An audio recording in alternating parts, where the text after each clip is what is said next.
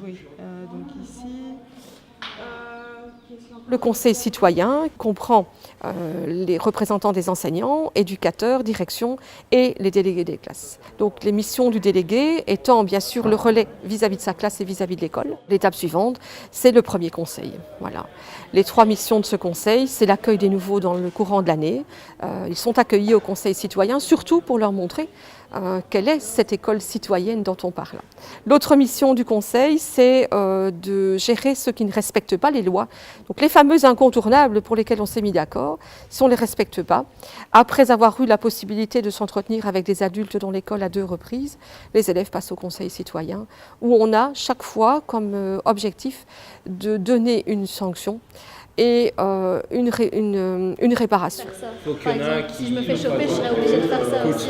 Il faudrait quelque chose qui leur fasse peur, donc une réparation qui soit vraiment, qui leur prenne du temps. Quand il y a un élève qui a une punition, eh bien, au lieu d'aller directement à la direction, on en discute tous ensemble via le conseil citoyen pour que ce soit moins pénible pour la personne. On s'expliquerait avec l'élève, puis on découperait 2 minutes du groupe pour avoir une discussion entre nous, et après on préparerait une réparation avec l'élève. Est-ce qu'on avait passé comme Le 3e rôle du conseil citoyen, c'est de la mise en place de projets à dimension de l'école. Il y a eu des réactions spontanées assez fortes pour l'idée du potager. Donc on a mis... Dans quel sens? Ils sont positifs, motivés. Et puis alors... Par exemple, concrètement, il y avait la fresque qui est là-bas, qui a été au cours de l'année, il y a 2 ans, qui a été faite. Il y a des projets comme les toilettes, faire attention de ne pas fumer dans les toilettes, etc. Parfois, il y a des élèves qui n'osent pas forcément parler parce que ce sont des camarades de classe.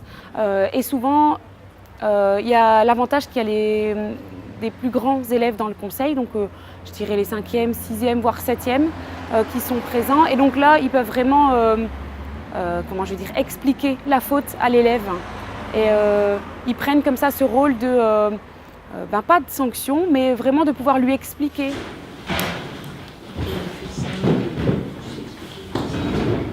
Alors Jonathan, tu sais comment ça fonctionne? Une réparation, une sanction qui est donnée par un élève à un autre élève a parfois plus d'impact que lorsque c'est un professeur qui le fait. Comme disait Maud tout à l'heure, c'est vrai que à la jeunesse de ce projet, c'était vraiment le fait qu'on se rendait compte que chaque punition donnée par un professeur tombait un petit peu à plat. La punition n'était pas faite par l'élève, on l'a doublée, on l'a triplée, c'était toujours pas fait. Tu viens en retenue pour la faire, ça ne servait strictement à rien. Et donc on s'est rendu compte à travers ce projet que lorsqu'un élève participe aussi à la sanction d'un autre élève, ça a un impact totalement différent.